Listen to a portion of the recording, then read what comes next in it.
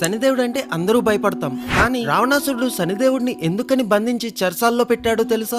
రావణాసురుడు వేదాల్లోనే కాదు, జ్యోతిష్యంలో కూడా నిపుణుడు. రావణాసురుడు కొడుకైన మేఘనాథుడు జన్మించే సమయానికి గ్రహాలన్నీ ఉచ్చ స్థానంలో ఉండాలనే ఉద్దేశంతో అన్ని గ్రహాలని 11వ స్థానంకి వెళ్ళమని ఆదేశిస్తాడు. రావణాసురుడికి భయపడి అన్ని గ్రహాలు 11వ స్థానంకి వెళ్లి నిలుస్తాయి. కానీ ఒక్క శనిదేవుడు మాత్రం రావణాసురుడు మాటలు పట్టించుకోకుండా 12వ స్థానంకి వెళ్తాడు. దాంతో కోపగించిన రావణాసురుడు శనిదేవుడితో యుద్ధం చేసి ఓడించి బంధించి లంకా నగరంలో ఉన్న చెరసాల్లో సంకెళ్లతో కట్టిపడేస్తాడు. అలా వేల ఏళ్లు చెరసాల్లోనే ఉండిపోతాడు శనిదేవుడు. మళ్ళీ సీతమ్మని వెతుక్కుంటూ హనుమంతుడు లంకకి వచ్చినప్పుడు సంకెళ్లతో బంధించి ఉన్న శనిదేవుడిని చూసి ఆ సంకెళ్లు తెంపి శనిదేవుడిని విడిపిస్తాడు. దాంతో శనిదేవుడు హనుమంతుడు భక్తులు ఎవ్వరికీ శని ప్రభావం చూపించను అని హనుమంతుడికి మాట ఇస్తాడు. ఇంకా అప్పటి నుంచి హనుమంతుడు రావణాసురుడిని పట్టి పీడించి రావణుడి లంకను దహనం చేసి ఆఖరికి రావణాసురుడి పతనంకి ముఖ్య కారకుడు అవుతాడు. అందుకనే అందరూ చెప్పండి, జై బజరంగబలి.